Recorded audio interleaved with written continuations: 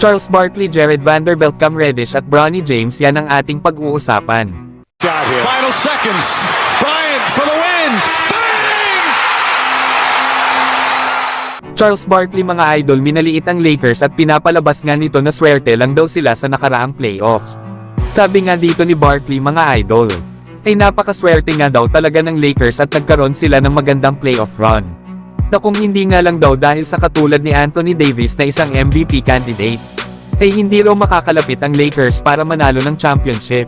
Yan nga mga idol ang mga sinabi ni Charles Barkley.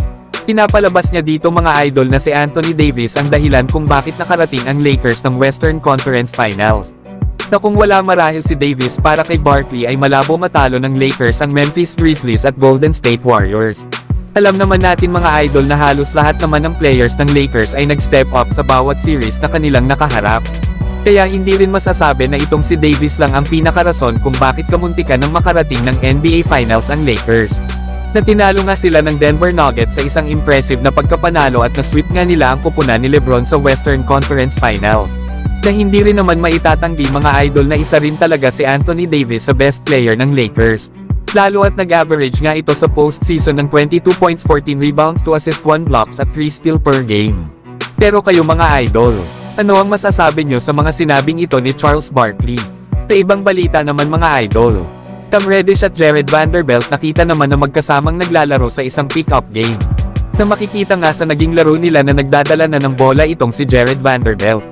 At hindi lang yan dahil gumagawa din ito ng play at meron na ring shooting. Pinapakita lang dito ni Vanderbilt na gusto niya ma-improve ang kanyang shooting at dribbling skills. Lalo at dito ito mahina last season at sa depensa nga lang ito maaasahan ng Lakers.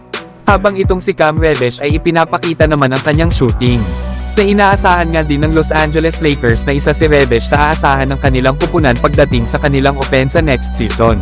Kaya overall ay maganda ito para sa Lakers at panigurado na lalo pa talagang lumakas ang kanilang kupunan. Pero kayo mga idol, ano ang masasabi nyo dito? Sa ibang balita naman mga idol, na-diagnose naman ang anak ni LeBron na si Bronny James na merong congenital heart defect. Isa nga itong sakit mga idol na nakuha niya simula nang si Bronny ay ipinanganak pa lang. Hindi nga ito ganun kadelikado mga idol. At ayon pa sa isang pagsusuri ang mga sanggol daw na merong congenital heart defects ay mas nabubuhay pa ng matagal. Na dahil na nga rin sa sakit na ito ni Bronny ay nagkaroon ito ng cardiac arrest. Ito nga ay matapos ang naging practice nila sa basketball sa USC College. At baka mga idol may iniinom itong si Bronny na isang enhancer kaya nag-trigger ang pagkakaroon nito ng cardiac arrest. Na sa ngayon naman mga idol ay okay naman itong si Bronny James. At inaasahan nga ito na makaka-recover at babalik sa paglalaro ng basketball. Lalo at sa 2024 NBA Draft ay inaasahan ito na magpapadraft na. Kaya ipagdasal na lang natin mga idol ang tuluyang paggaling ni Bronny James.